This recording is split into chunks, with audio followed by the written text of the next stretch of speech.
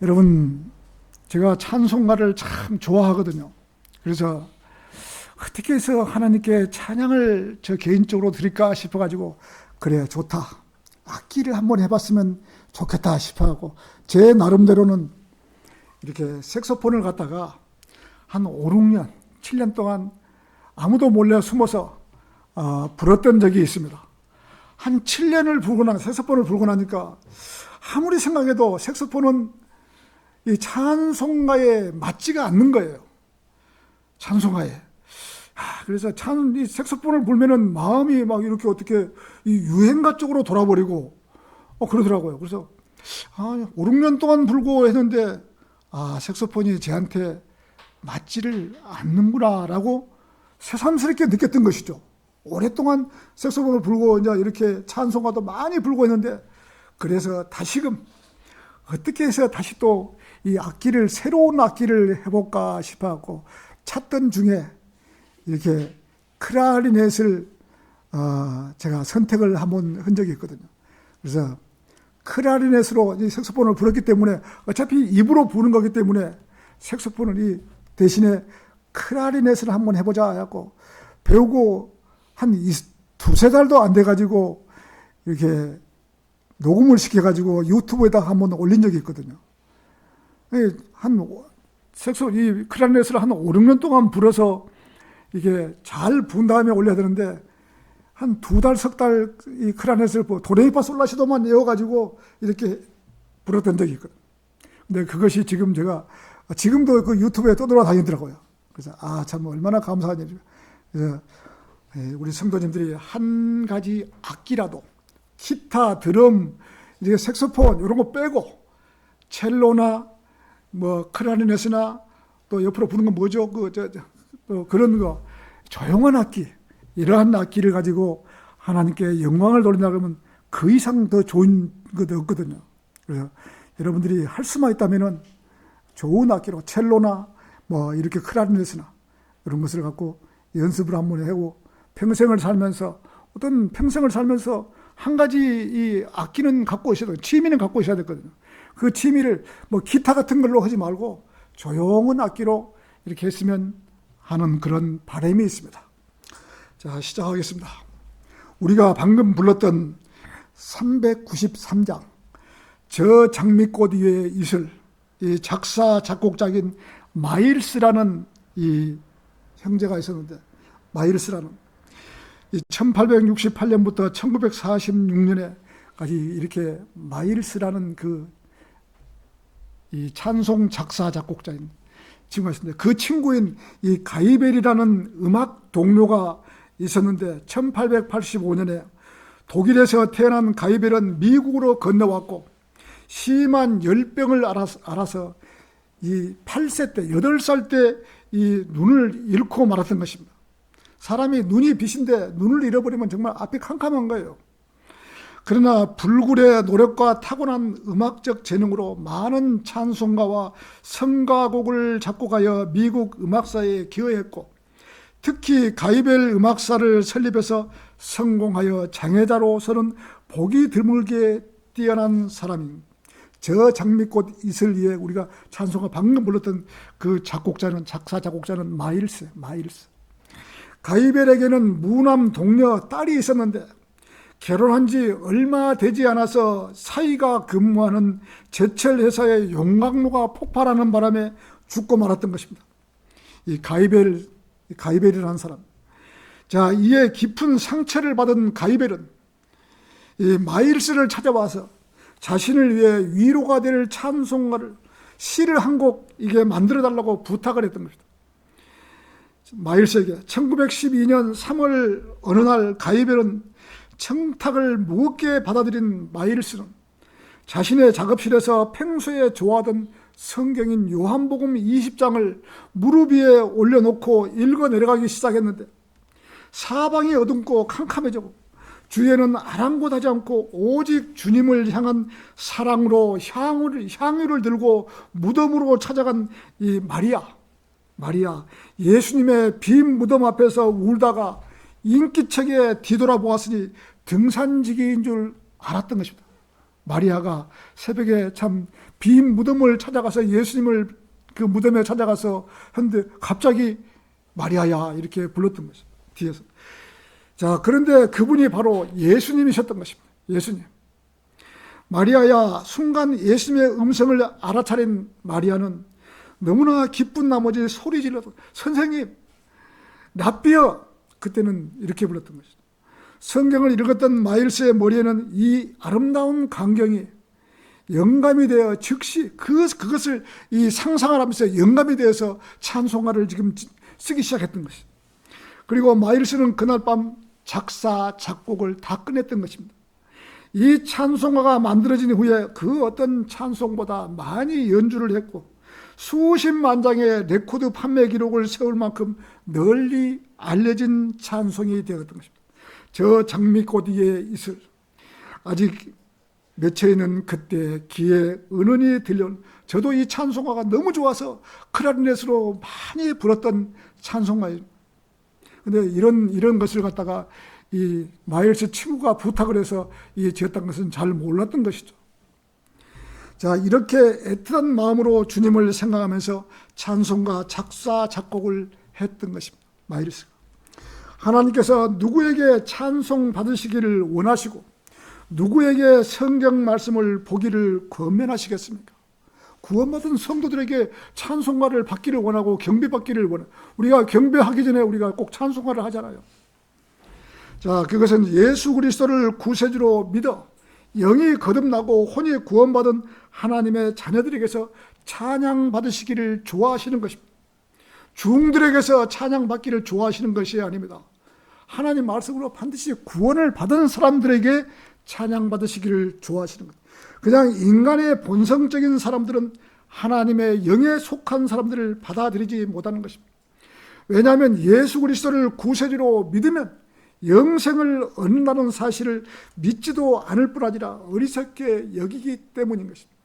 구원받은 사람은 내가 어떻게 해서 구원을 받았는지 곰곰이 가만히 생각을 해보면 예수님께서 아무런 내가 예수님께 한 일도 없고 했는데 나의 죄를 위해서 하나님이신 그분께서 십자가에 달려 돌아가시고 죽기까지 하셨다는 사실을 우리가 마음으로 믿고 입으로 시인한 사람만이 찬양을 드릴 수 있는 것입니다. 일반 사람들이 아무리 찬양을 해봐야 아무런 소용이 없는 것이에요. 찬양의 어떤 그 마음에서 우러난 찬양이 아니기 때문에 하나도 힘도 없고 일반 유행가 부르는 시가 똑같은 거예요.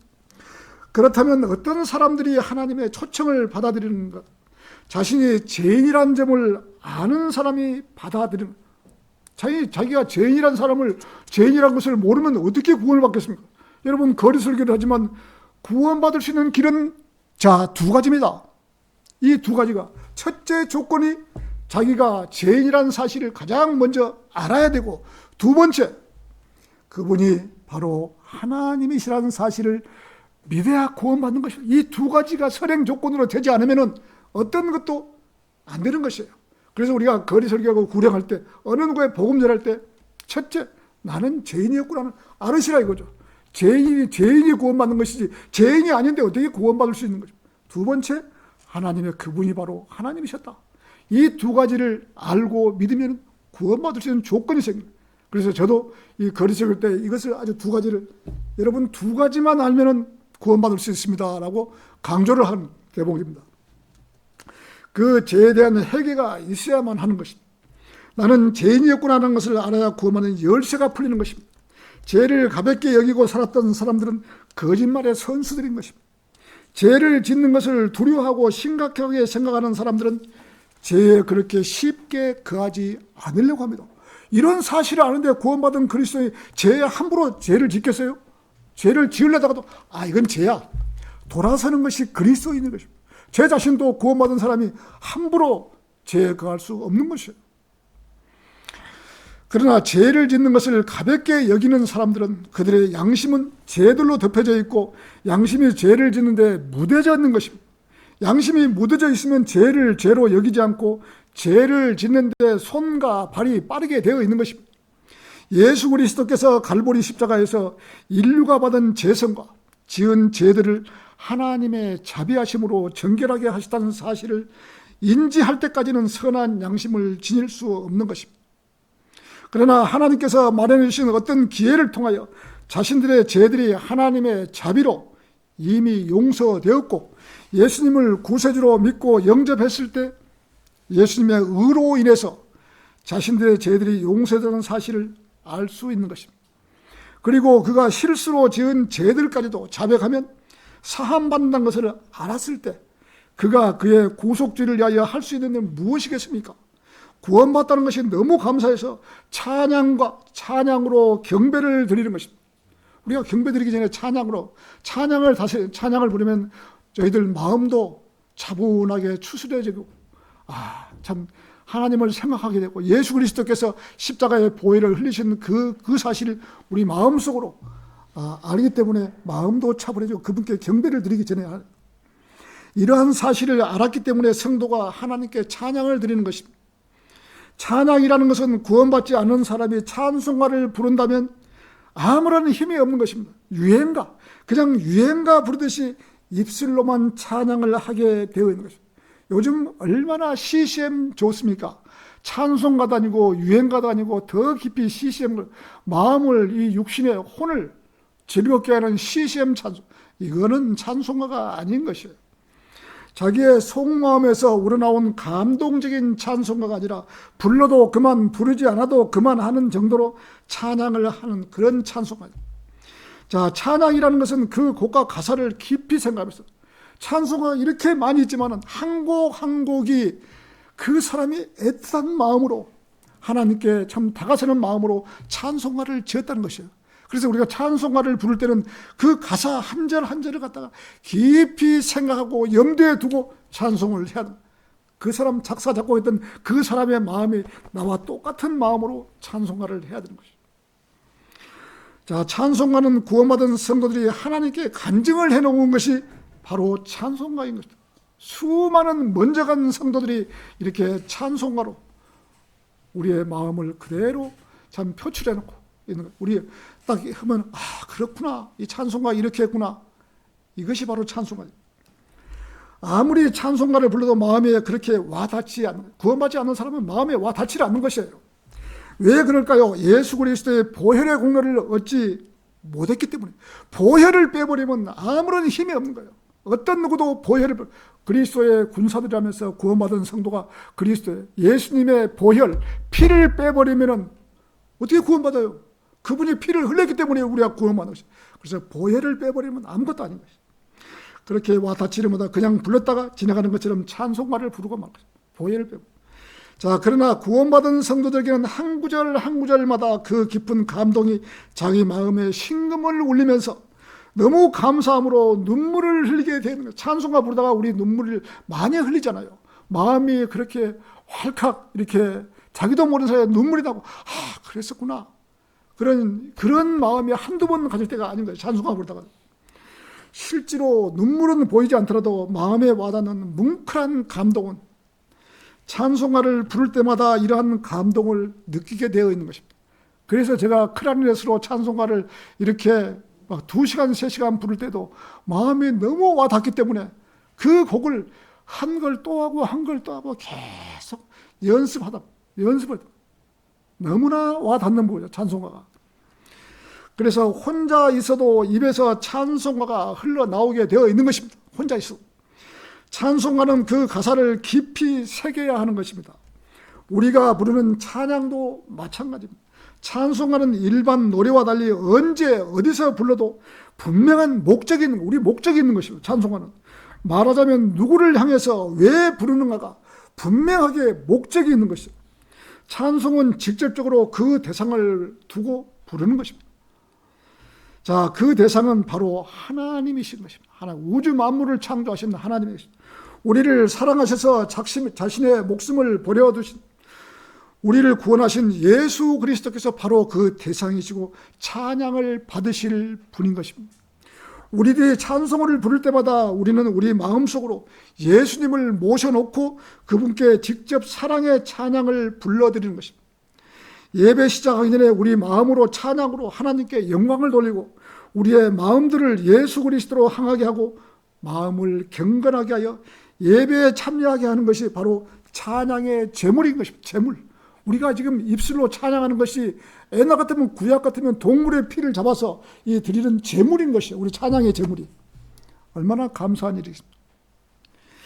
자, 찬양 받으시기를 좋아하십니다. 이 세상에서 어떤 사람을 위해서 이렇게 많은 찬송가를 지을 수 있는 것입니다. 자, 불교를 믿는 사람들은 석가모니를 위해서 노래를 지은 적이 얼마나 있겠습니까? 석가모니를 위해서. 자, 별로 그렇게 없을 것입니다. 이슬람을 믿는 사람은 마호메트를 위해서 노래를 지은 것이 얼마나 있을까? 별로 그렇게 이슬람도 없을 거예요. 자, 이북에 김일성이를 추대하기 위해서, 김일성이는 몇 곡의 그래도 추대곡이 있는 거예요. 김일성이는. 예수 그리스도를 기리게 하는 이렇게 많은 찬송가는 구원받은 성도들이 작사, 작곡을 했던 것입니다. 참 찬송가를 한 가지 보면은 내 평생에 가는 길 그 찬송가 스코필드 이 변호사는 자기 딸들을 서희를 다 잃고 참 얼마나 참 원통하겠어요. 서희를 잃고 그 딸들을 기리면서 내 평생에 가는 길 그 찬송가를 작사 작곡하고 했던 거예요. 찬송가는 한 곡을 보면 전부 다 뜻이 있고 다 그렇게 찬송을 했던 것이죠. 자, 우리들이 찬양을 한다는 것은 아주 경건한 것입니다. 예배 시작하기 전에 찬양을 한다든지 회중 찬송을 한다든지 특송을 하든지 찬양 인도를 하든지 또 찬양을 하든지 집안에서 찬양을 하든지 우리는 살아계신 하나님께 찬양을 드린 것입니다. 주일날 아침에 눈을 뜨면 제가 제일 먼저 찬송가를 틀거든요. 찬송가를. 평상시도 그러지만은 주일날은 더 마음이 하나님께 가기 위해서 눈 뜨자마자 제가 찬송가를 틉니다.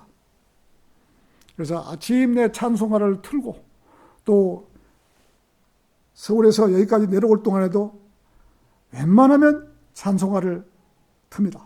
제가 그 크라넬에서 불었던 그 곡이 한 20-30곡이 있거든요. 그걸 쭉 연결시켜가지고 뭐 1시간 반, 2시간 정도 틀 수 있으니까 그걸 계속 들고 오면 제 마음도 성령님으로 충만해지고 엄청 좋거든요. 그래서 될 수 있으면 찬양을 하기를 좋아하고 찬양을 많이 틀어놓고 있습니다. 그분께 드리는 우리의 찬양은 우리의 입술로 드릴 수 있는 최고의 찬사요, 최상의 사랑의 고백인 것입니다. 그래서 우리의 찬양은 우리의 입술로 맺을 수 있는 가장 큰 열매가 되는 것입니다. 찬양이라는 것은 성령님으로 충만하지 못하면 찬양을 할 수 없게 됩니다. 찬송가를 입에서 나올 수가 없어요. 유행가나 부르고 못 부르는 거예요. 악령으로 충만한 성도가 찬양을 할 수가 없는 것입니다. 육신적으로 충만한 사람이 찬송을 하려고 한다면 자신의 육신 상태를 자백하는 기도를 하고 나서 저를 성령님으로 충만하게 해 주시옵소서라고 하면서 자기의 마음을 열고 찬송가를 불러야 하는 것입니다.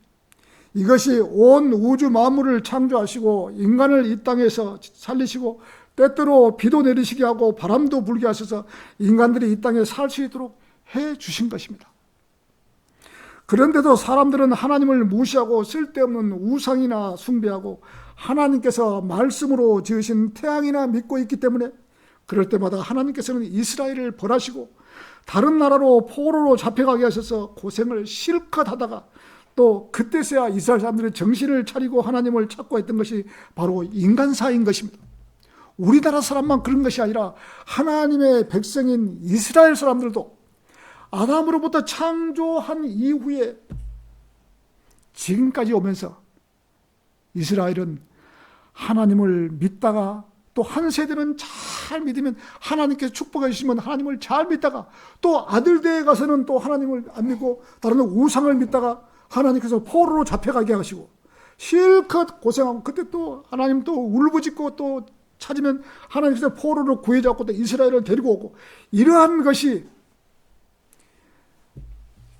이스라엘 4,000년 동안에 구약 4,000년 동안에 그렇게 했던 것이에요. 신약 때는 예수님을 십자가에 못 박힌 죄로 전 세계에 흩어버린 것이에요. 이스라엘 사람들을. 그래서 2,000년 동안 전 세계에 흩어져 가지고 얼마나 고생했습니까? 그런데 이렇게 구약 시대를 살면서 여러분 사사기나 열왕기상이나 한번 성경 한번 읽어보시오. 매일같이 성경은 포로로 잡혀갔다가 또 왔다가 잡혀갔다가 왔다가 그런 것이 성경을 거짓주장. 하나님께서 나 외에 다른 신은 없다고 했는데 이스라엘 사람들은 또 이 솔로몬만 봐도 솔로몬은 그렇게 똑똑하고 한 왕이 외국 여자를 왕으로 이 왕비로 데리고 오면서 여자만 데리고 오면 좋은데 이렇게 그 신까지 같이 온 거예요. 그 신까지. 그래서 솔로몬이 그 여자들 데리고 온 그 자기 아내를 데리고 오면서 신까지 데리고 온 그 신을 처소까지 만들어주고 섬기라고 이렇게 해버린 것이에요. 그래서 그 후손들은 다 갈라져 유다 지파와 그 나머지 10개 지파로 다 갈라져갖고 엄청 고생한 것이죠. 성경을 보면 이렇구나 하고 다 이렇게 알 수 있는데 그것을 모르고 사는 거예요. 우리나라 사람들도 하나님이라면 무슨 하나님이냐고 이 바쁜 세상에 돈 벌고 먹고 살아야지. 그래요. 안 믿어요. 평생을 부자로 살고 잘 살고 잘 먹고 잘 살고 얼마나 오래 살라고 그러십니까? 제발 하나님 믿어야 됩니다. 뭐 자기들한테 사정이라는 것처럼 아니에요. 정말 이 땅은 나그네와 순례자로 삽니다. 잠깐 있다가 가는 것이 나그네예요. 하루 저녁 우리가 어디 여행 가서 하루 저녁 잠자고 그 호텔에서 나와가지고 가는 것처럼 이 땅은 그와 똑같은 것이에요. 인간이 대단한 것처럼 보이지만은 그렇지 않는 것이 인간이에요. 저도 젊어서는 인간이 대단한 것처럼 참 그렇게 알고 살았지만은 아닌 것이에요.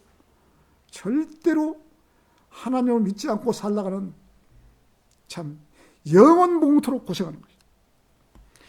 자, 이스라엘 역사는 지금까지 계속해서 하나님을 전적으로 믿지 못하고 한 세대는 제대로 믿다가 그러다가 다음 세대는 또 하나님을 배교하고 다른 신을 섬겼고 이런 일이 지금까지 계속 반복해서 일어났던 것입니다. 하나님께서는 나 외에 다른 신은 없다고 그렇게 강조를 하는데 그 사실을 믿지 못하고 하나님을 배교만 하고 살았던 것입니다. 이스라엘 사람들. 자, 시와 찬송과 영적인 노래로 찬양의 제물을 드리자. 첫 번째, 찬송의 희생 제물을 드리자. 많은 교회에서 하나님께 드려지는 예배에서 자기들을 인간의 혼을 즐겁게 하는 혼적인 노래를 하고 있는 교회가 우리나라에 많이 있는 것입니다. 장로교 치고 드럼 없고 기타 없는 교회가 없는 것이요. 완전히 그냥 그야말로 딴따라. 찬송가가 하나님을 찬양하는 찬양다워야지 인간의 혼을 자극해서 부르는 CCM은 그야말로 찬양이 아니라 인간의 혼을 즐겁게 하는 노래인 것이다. 많은 교회에서 이렇게 자기들이 좋아하는 혼적인 노래로 예배를 드린다고 하고 있는 것입니다. 여러분, 이것에 절대로 속어서는 안 되는 것입니다. 속아서는 기타나 드럼이나 북이나 이런 것은 그야말로 마귀가 가장 좋아하는 그러한 악기예요. 악기를 해도 점잖은 악기, 웅장한 악기 이런 것을 해야죠. 제가 어렸을 적만 해도 교회 가면 그때는 피아노가 없이 풍금 여러분 아십니까? 학교 가면 풍금 정도만 있었는데 지금은 찬양하는 그룹이 어떤 보컬 그룹보다 크고 운영되고 있는 것입니다. 드럼이나 북은 교회에서 사용하지 말아야 하는데 버젓이 더 많이 사용하고 있고 어떤 음악회나 술집의 밴드들이 기타를 치고 북을 치고 드럼을 치고 온통 교회 경배드리는 장소를 술집이나 룸사롱을 만들어 놓고 있는 것입니다. 아무리 좋게 보아주려고 해도 좋게 볼 수가 없는 것입니다. 제가 그 눈으로 다 확인을 했거든요. 해피름은 제가 공사하는데 이 교회 공사를 많이 했어요. 교회 공사. 뭐 2000이고 어디고 교회 공사를 많이 해요. 교회에 가보면은 전부 다 이 밴드 마스터가 다 있는 거예요. 어떤 룸사롱보다 더 화려한 거예요. 하나님께 드리는 경배는 건전한 장소에 하고 찬송가도 조용하고 품위 있게 찬송도 해야 하는 것입니다. 요즘 교회에 가보면 드럼이 없는 교회가 없을 줄, 다 드럼 있고 기타 치고 그래요. 찬송가를 드럼을 치고 기타 치고 북 치고 그런 찬양을 왜 하는지 알 수가 없는 것입니다. 무당들이 신내림 구슬하고 있는 광경과 틀릴 바가 없는 거예요. 무당들이 신내림 구슬을 북을 계속 둥둥둥 치는 거하고 똑같은 것이에요. 자, 최고로 엄숙해야 하고 하나님께 영광 돌리는 예배에서 하지 말아야 할 진풍경이 벌어지고 있는 것입니다. 여러분 절대로 속아서는 안 되는 것이에요. 이런 교회 가면은 안 되는 것이에요. 자, 우리나라 교회들이 사람을 끌어모으기 위해서 수단으로 이렇게 변질되어 버린 것입니다. 조용한 악기로 얼마든지 하나님께 영광을 돌릴 수 있는 거예요. 첼로나 클라리넷이나 어떤 조용한 이 악기로 얼마든지 할 수 있는 거예요. 하나님은 찬양 받으시기를 좋아하시는 것입니다. 누가복음 19장 38절에서 주의 이름으로 오시는 왕께서 찬양 받으시기를 바라노라. 하늘에는 화평이요 가장 높은 곳에는 영광이로다. 요한복음 12장 13절에서는 호산나 주의 이름으로 오시는 이스라엘의 왕께서 하나님께서는 찬양 받으시기를 좋아하시는 것이에요. 찬양 받으시기. 로마서 1장 25절은 그들은 하나님의 진리를 거짓으로 바꿨으며 창조 때부터 창조주보다 창조물을 더 경배하고 섬겼도다. 그분께서 영원토록 찬양 받으시는도다. 로마서 9장 5절에서는 그분은 모든 것 위에 계시는 분이시오 영원토록 찬양 받으시는 하나님이시다. 그 외에도 성경에서 찬양 받으시는 하나님이라는 구절이 많이 나오는, 시편에 보면은 어마어마하게 찬양을 많이 하는 거예요. 시편 기자 다윗도 찬양을 많이 드렸다. 이러한 하나님을 경배하면서 쓸데없는 악기로 찬양을 드린다고 우리나라 사람들은 그렇게 하고 있는 것입니다. 성경대로 믿는 바이블 빌리버들은 지금까지 이렇게 어수선한 분위기에서 하나님께 찬양을 하지 않는 것이 전통인 것입니다. 조용하고 웅장하게 품위 있게, 품위를 지키면서 성도들의 입술로 찬양의 제물을 드리는 것입니다. 구약시대 때는 짐승을 잡아서 제사를 드렸지만 신약에서는 그렇게 할 필요가 없는 것이죠. 왜 필요가 없겠어요? 예수 그리스도께서 우리를 위해서 십자가에 피 흘려 죽으셨어요. 이미 예수 그리스도께서 찬양이 피를 흘리고 제물로 한번 드려졌기 때문에 더 이상 제물이 필요가 없는 것이에요. 구약에서는 동물로 죄를 지을 때마다 동물을 들여서 죄를 사면을 받았지만 신약에서는 죄를 지면 구약과 똑같다 그러면은 우리가 죄를 지면 동물로 제사를 드려야 돼요. 그런데 신약에서는 예수님이 한 번 딱 피 흘리심으로 인해서 인류의 앞으로 일어날 모든 사람의 죄를 다 용서를 해버리신 거예요. 그 용서 때문에 우리가 지금 동물의 제사로 피를 들여서 제사를 드리는 것이 아니라 그분의 보혈을 믿고 우리가 찬양으로 그분을 찬양하는 것이 우리가 바로 이 제물을 드리는 찬양이에요. 우리 작은 입술로 마음껏 찬양하고 그분을 높여드리는 것이 바로 찬양의 제물인 것이에요. 예를 들어 지금도 예수 그리스도가 피를 흘리지 않았다면 지금도 동물을 잡아서 피와 함께 제사를 드려야 할 텐데 지금은 그러한 동물의 피는 필요가 없는 것입니다. 다만 우리들은 하나님께 경배를 드리면서 우리의 작은 입술로 찬양을 하며 하나님께 영광을 돌리는 경배를 드리는 것입니다. 얼마나 좋습니까? 동물로 지금도 우리가 동물로 제사를 드린다면 동물이 수만 마리, 수억 마리가 동물이 없어질 거예요. 그런데 예수 그리스도 한 분 딱 제물로 드려진 이후로는 우리가 그 이상은 제물로 드릴 필요가 없다는 것이죠. 시장에. 어느 가난한 여인을 사랑한 임금에 대한 예화가 있습니다. 어느 가난한 여인을 사랑한 임금에 대한 예화. 임금은 자신의 권위를 이용하여 그녀에게 다가갈 수 있었지만 어떤 참 서민적인 그야말로 처음 있는 여자를 이 왕이 해필이면 그 처음 있는 여자를 너무 좋아한 거예요. 그래서 이 왕이 그 여자를 사랑하려고 보니까 자기의 어떤 왕의 임금의 자리를 내어놓아야만이 사랑할 수 있는 그런 분위기가 된 거예요. 자기가 왕이라 그러면 그 처음 있는 여자가 임금을 좋아하시겠어요? 사랑이 안 되는 것이죠. 그래서 임금은 그걸 아시고 자기가 임금 자리까지 다 내어놓고 그 여자를 사랑하려고 임금의 자리까지 왕인 자리까지 다 내려놓고 천민의 옷을 입고 그 여자한테 사랑을 고백한 것이에요. 여러분 이해하시겠습니까?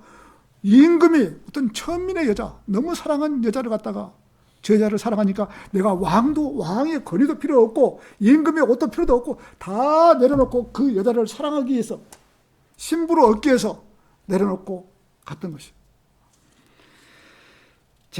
그거 참 그는 곧 왕의 자리를 내려놓고 왕의 예복을 벗은 채 초라한 외투를 걸치고 단순한 변장을 하고 아예 자기의 신분을 바꿔버리고 왕의 자리를 내려놓고, 왕은 가난한 이 여인으로부터 결혼을 승낙받기 위해서 미천한 종의 삶을 시작했던 것입니다. 그 여자하고 결혼하기 위해서. 자, 임금은 자신의 명예를 기꺼이 버리고 친히 가난을 선택을 했고 오직 사랑하는 여인과 같이 되기 위해서 모든 것을 포기를 했던 것입니다. 포기를. 임금인데 한 여자를 얻기 위해서 포기를 할 수 있습니까? 자, 만왕의 왕이요 만주의 주이신 주 예수 그리스도께서 낮고 천한 인간 우리를 사랑하셔서 친히 가난을 택하셨던 것입니다. 자, 주님과 우리는 도저히 사랑으로 묶여질 수가 없는 그런 사람이에요. 어떻게 하나님께서 천한 인간을 결혼을 하기 위해서 육신의 몸을 입고 임금의 자리, 온 우주 만물의 창조주신 그 왕을 자리를 내팽개치고 육신을 입고 이 땅에 오셔서 신부를 얻기 위해서 이 땅에 오셨어요. 예수님께, 만왕의 왕께서 이루어질 수 없는 사랑을 갖다가 예수님은 원했던 것이에요. 신부를 얻기 위해서. 우리와 똑같은 사람의 모습을 취하셨고 십자가의 죽음에까지 순종하시면서 우리를 그분의 신부로 삼아주신 것이에요. 신부. 여러분, 구원받은 성도들은 예수 그리스도의 신부예요. 신부. 신부를 구하기 위해서 예수님은 만왕의 왕의 자리를 다 팽개치고 이 땅에 오셔서 우리를 신부로 삼기 위해서 오셨다. 그리고 십자가에 죽기까지 했어요. 그저 보잘것없는 인간들이 모든 하늘들 위로 올라가신 만왕의 왕의 신부가 되어 영혼을 부여한 사람들이 되었으니 이 얼마나 놀라운 은혜인 것입니다. 온 우주 만물 가운데서 그 어떤 이가 하나님, 이 놀랍고도 경이로운 흉내를 낼 수 있단 말인가. 하나님께서는 자기 손으로 아담과 이브를 자기 손수 지으시고 이 땅에 살리셨는데 하나님의 명령을 거부하고 마귀 루시퍼 편에서 먹지 말라는 선악과를 먹음으로써 하나님과 결별하게 되었던 것입니다. 인간들은 계속해서 하나님을 따르는 것이 아니라 마귀 편에 서서 하나님의 조롱도 하기도 했고 하나님의 반대편에 서기도 했던 것입니다. 그런 인간들을 하나님께서는 그를 믿는 자를 구원에 이르게 하는 크나큰 은혜를 베풀어 주셨고 구원받은 성도들을 자기 아내로 맞아 들여준다고 하신 것입니다. 이렇게 수억이 되는 구원받은 성도들이 어떻게 한 사람의 신부로 변할 수 있는 거예요? 구원받은 사람들 한 사람 한 사람이 이 신부의 지체가 되는 것이요. 어떤 사람은 머리의 지체가 될 것이고 어떤 사람은 손의 지체가 될 것이고 어떤 사람은 배의 지체가 될 거예요. 각자 지체가 되어서 한 신부를 이루는 것이에요. 이 신부와 예수 그리스도와 결혼을 하는 거예요. 신부. 영원 무궁토록 이 신부의 대를 서서 하는 거예요. 예수님께서 우리를 갖다가 신부로 맞아들여주는 거예요. 맞아들이는 거예요. 얼마나 감사한 일이에요. 자, 시와 찬송과 영적인 노래로 찬양을 드리자. 두 번째, 모든 피조물들이 하나님을 찬송하라. 창조주 하나님께서 자신이 만든 모든 피조물들, 모든 백성들, 왕들, 통치자들, 재판관들, 젊은 남자들과 여자들, 노인들과 아이들도 찬양하게 하셨고, 찬양. 그 다음으로 하늘의 천사들과 하늘의 군대들과 해와 달과 모든 별들도 주를 찬양하라고 하늘들의 하늘들과 하늘들 위에 너희 물들아. 지금 하늘이 세 개가 있잖아요. 우리 인간이 살고 있는 하늘하고 그 둘째 하늘, 지금 공기가 없는 지금 달나라 별나라 가는 그 우주가 있는 하늘하고 그 위에 또 물들이 있고 물들 위에 셋째 하늘에 하나님이 계시는 곳이에요. 셋째 하늘까지 가는데 우리가 비행기로 아무리 빠른 걸 갖다 인간이 가는 데는 500년이 걸리는 거예요. 그만큼 거리가 먼 거예요. 그러나 구원받은 성도들이 우리가 휴가 될 때는 눈 깜짝하는 사이에 갈 수 있는 거예요. 예수님께서도 십자가에 돌아가시고 나를 만지지 마라 하고 바로 다녀오신 것이요. 영적인 몸으로 변한 사람만이 이렇게 우주를 여행을 하는 것이요. 우리가 천년왕국 때 우리 몸이 변화되면 내가 지금 어디 여행을 좀 가고 싶다. 그러면 눈 깜짝할 사이에 그게 가 있는 거예요. 천연왕국 때 우리는. 우리가 고을을 10고을을 맡든 5고을을 맡든 그 동네 뭐 구청장, 동장 뭐 이렇게 하다가도 어디 여행을 좀 가고 싶다 그러면 우리 생각만은 바로 갈 수 있는 것이 영적인 몸이기 때문에. 자, 시편 148편에서는 하나님께서 온 우주에 있는 모든 피조물들에게 하나님을 찬송하라고 하죠. 모든 피조물들에게 하나님을 찬송하라. 하나님은 그만큼 찬송받기를 좋아하시는 것이죠. 루시퍼도 이렇게 이 악단을 만들어서 이렇게 하나님께 찬양을 드리는 그러한 루시퍼인데 변질해 버리잖아요. 그 변질한 루시퍼가 마귀가 된 것이라. 너희는 주를 찬송하라. 너희는 하늘들에서부터 주를 찬송하라. 높은 곳들에서 그분을 찬송하라. 또 그분의 모든 천사들아, 너희는 그분을 찬송하라. 천사들은 수많은 천사들이 있는 것입니다.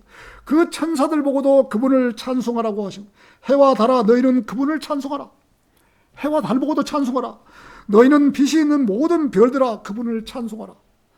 너희 하늘들아, 너희 하늘들에 있는 물들아, 그분을 찬송하라. 모든 피조물들이 하나님을 찬송하라고 하십니다. 참 이렇게 지금 우리가 지금 이 인간들이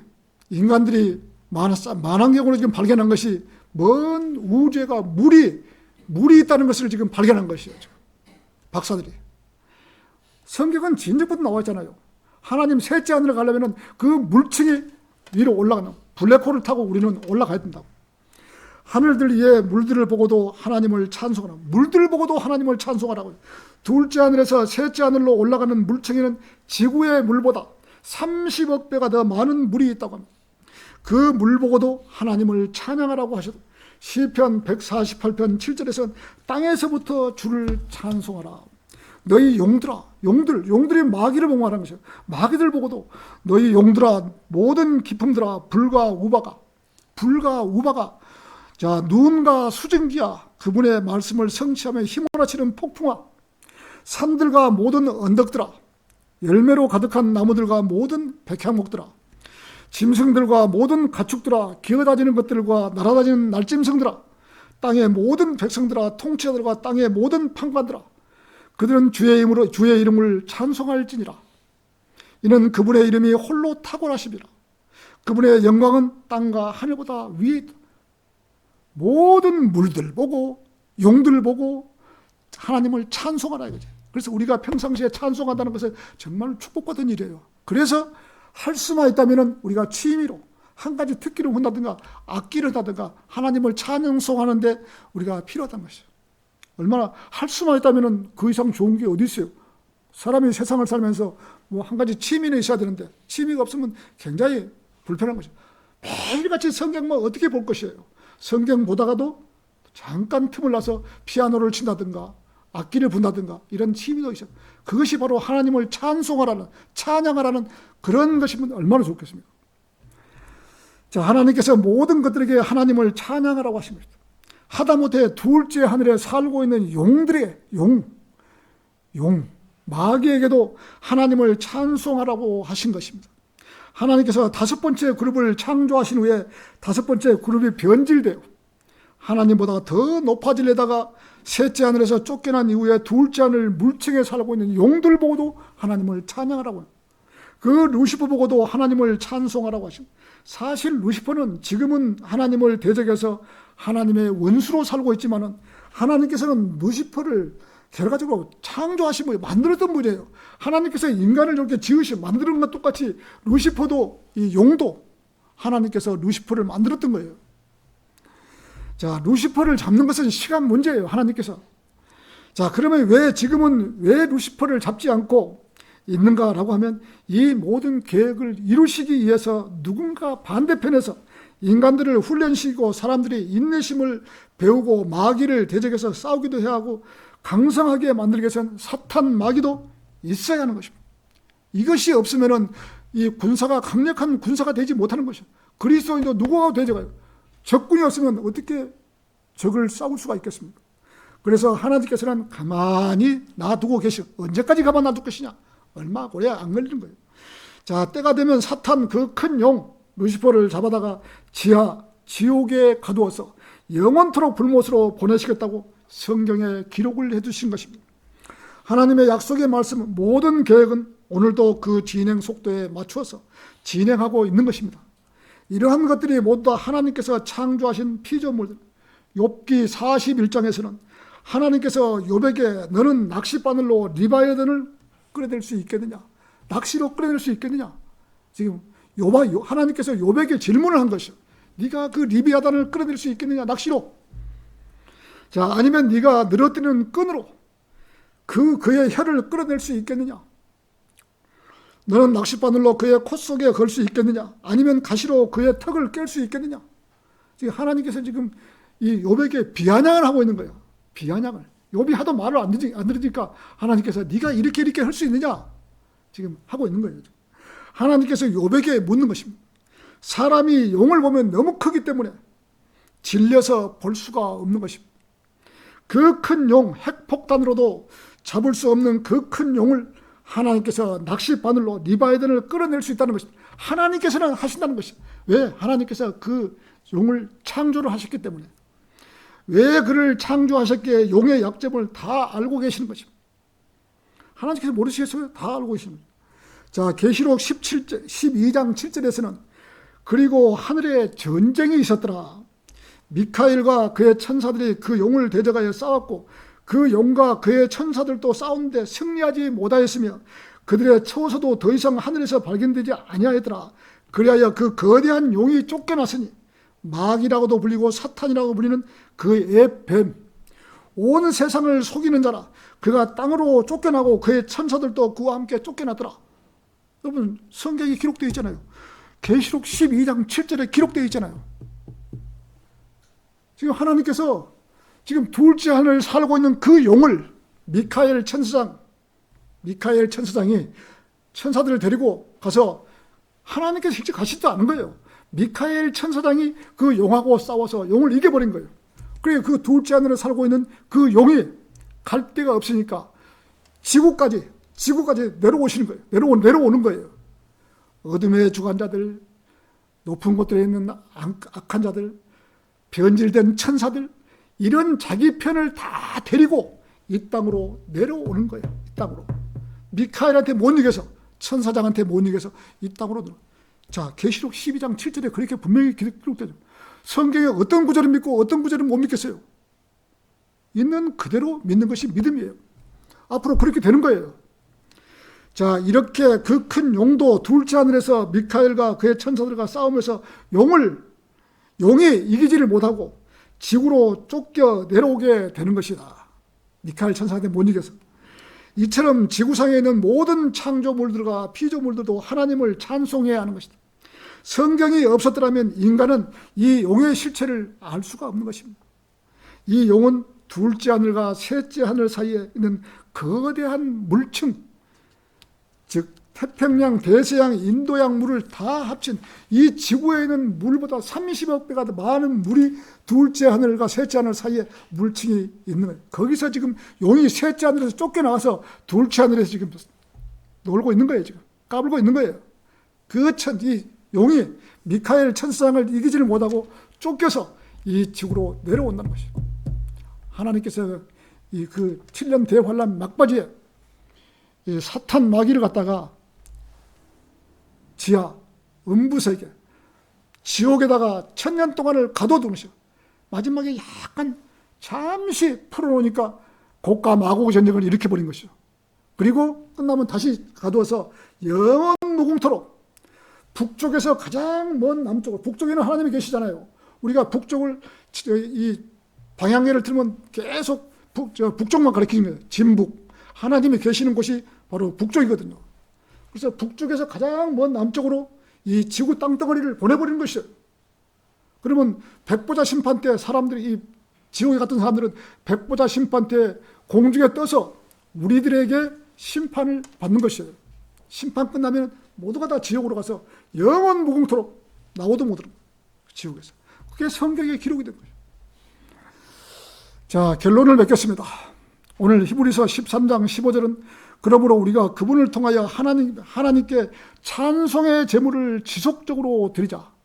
어느 한 번만 드린 것이 아니라 찬송의 제물을 지속적으로 집에서도 있으면서도 요즘은 얼마나 좋습니까? 유튜브에 들어가면 아주 좋은 찬송가 이렇게 많이 나와요. CCM 말고도 찬송가를 이 좋은 찬송가가 많이 나거든요. 그걸 틀어놓고 참 이렇게 상기하면서 주님 생각하면서 사는 것이에요. 곧 그리 이름에 감사를 드리는 우리의 입술의 열매니라. 이렇게 하나님께서는 구원받은 성도들이 드리는 찬양의 제물을 매우 기뻐하시기 때문이다. 우리들이 찬송가를 힘있게 부르고 그분을 생각하고 온 우주 만물을 지으시고 운행하시는 그분께 경배 드릴 때마다 어디에서도 찬송가로 그분께 드려야 하는 것입니다. 할 수만 있다면 개인적으로 악기 한 가지 정도는 여러분 한다고 생각하십시오. 우리들의 작은 입술로 남아 그분께 영광을 돌리며 어디서나 하나님을 기쁘시게 해드리는 찬송 소리가 그치지 않아야 하는 것입니다. 그래서 그분께 찬양을 드리는 피아니스트라, 우리 피아노를 치는 피아니스트라, 또 찬양 인도자나 모두가 다 축복을 받는 것이죠. 찬양의 제물인 것입니다. 우리가 드리는 찬양이 바로 하나님께 드려진, 옛날 같으면 동물의 제사인데 동물의 피를 갖고 들어가는 제사를 갖다가 지금은 우리의 작은 입술로 찬양을 하면서 하나님께 경배드리는 것이에요. 얼마나 좋은 자리에 서 있습니까? 자, 그분께서 찬양으로 경배드리는 것을 아주 좋아하시고 하나님께서는 경배받는 것에 찬양을 드리는 것을, 찬양으로 높여드리는 것을 아주 우리가 셋째 하늘에 올라갈 때 그리스도의 심판석이 끝나면 혼인잔치를 할 때 그 수많은 구원받은 성도들, 몇 억명이 될지를 모르는 그 수많은 구원받은 성도들이 앞에 예수님이 계시면 그 뒤에서 찬송가로 하나님께 영광을 돌릴 거예요. 우리 그 부분을 한번 생각만 해봅시다. 여러분들이 이 예배를 드릴 때 그 광경을 눈으로 생각하고, 야, 여기서 그리스도의 심판석에서 우리가 하나님께 찬양의 제물을 드리는 그 장소라고 생각하고 찬양을 제물을 드리면 얼마나 힘있게 부르겠어요. 여러분 그 생각을 상기하시기 바랍니다. 자, 찬송 작가로 유명한 크로스비가 있는 거예요. 크로스비. 자, 이 장님이었는데, 크로스비 여사는 장님이었는데 어떤 날 돈이 급히 5불이 필요한 것이에요. 장님인데. 자, 돈을 쓸 일이 생겼던 것입니다. 그러나 장님이 5불의 돈을 마련할 시간적 여유가 없는, 급히 쓸 때가 있는데 5불 돈이. 자, 그녀는 54세의 일생을 그렇게 살아왔듯이 돈 5불의 필요를 위해 무릎을 꿇고 자연스럽게 이 기도를 하고 있는 중이에요. 크로스비 여사, 찬송 작사, 찬송만 쓰는 이 성경의 많은 찬송가를 이 크로스비 여사가 쓴 거예요. 참 작사 작곡한 거예요. 자, 그 짧은 기도는 어떤 방문객의 초인종 소리에 자기가 기도를 하면서 중간에 하고 나왔어요. 자, 방문객은 길을 가다가 크로스비 여사의 집 앞에 지나다가 유명한 찬송가 작가를 뵙고 인사만 하고, 아, 저 집이 크로스비가 살고 있는 집이구나 하고 그가 인사만 하고 이제 이 성도가 가고 이제 문을 똑똑 두들고 이제 그 시간에 크로스비 여사는 제가 돈이 5불이 필요합니다. 5불을 주십시오 하고 기도했는데 이 성도가 찾아가서 그 집을 문을 두드리고 찾아갔던 것이죠. 그 성도가 떠난 뒤 장님인 크로스비 여사는 손끝에 손에 잡히는 것을 만져보았는데 5불의 돈이 있었, 5불의 돈을 주고 갔던 것이죠. 장님이니까. 그 남자 성도가 악수할 때 남기고 갔던 돈이었던 것이죠. 너무나 놀랍고 감사한 사건을 통해 주님만 의지하고 그분의 뜻대로 복종하고 살아왔던 지난 날들이 마음에 뜨겁게 느껴져 왔던 것이죠.